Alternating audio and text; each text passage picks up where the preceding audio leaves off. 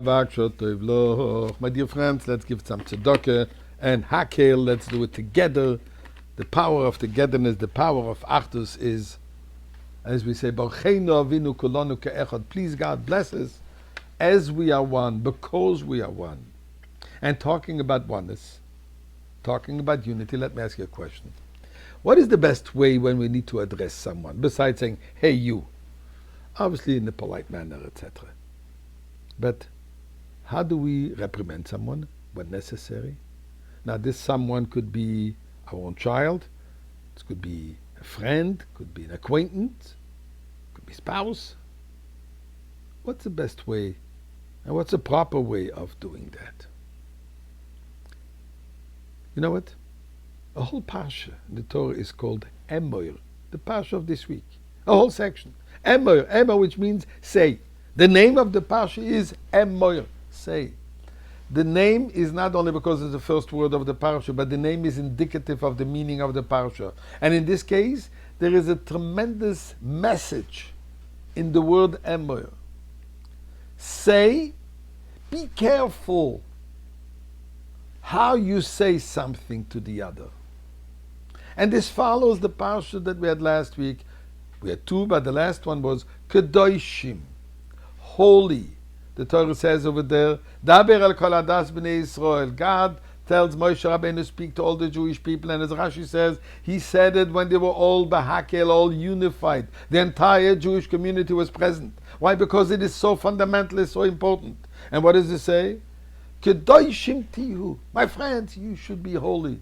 And why can you be holy, says God? Says Moshe Rabbeinu on behalf of God, Ki kodesh ani Hashem Elokechem. Because I, God, am holy.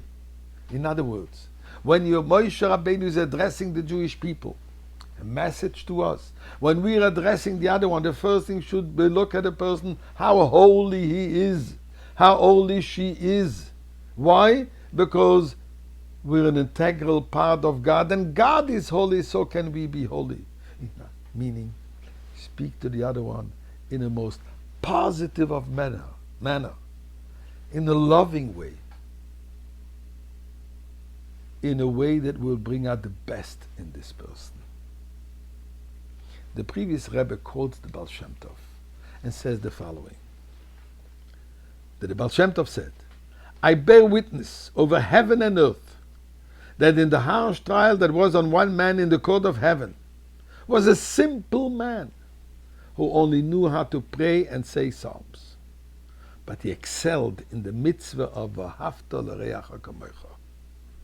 He excelled in the mitzvah of love your fellow Jew with all his soul. In thought, he always thought of love of the other. In speech, he always spoke of the love of Israel. And in act, that was enjoyable for each one as much as he could. And he was sorry for the sorrow of everyone, male and female, and rejoiced in his joy.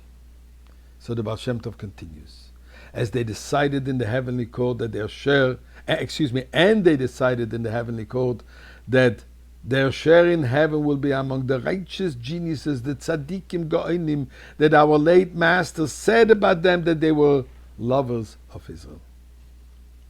And the Baal Shem Tov continues, the sigh that a Jew sighs over the grief of a second Jew breaks all the barriers of the heavens.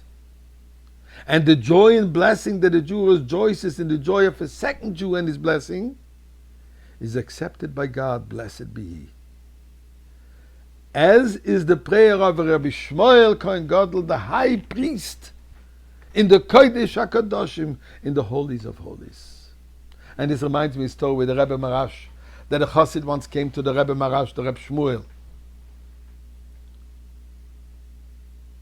and he lamented about the plight of a friend of his.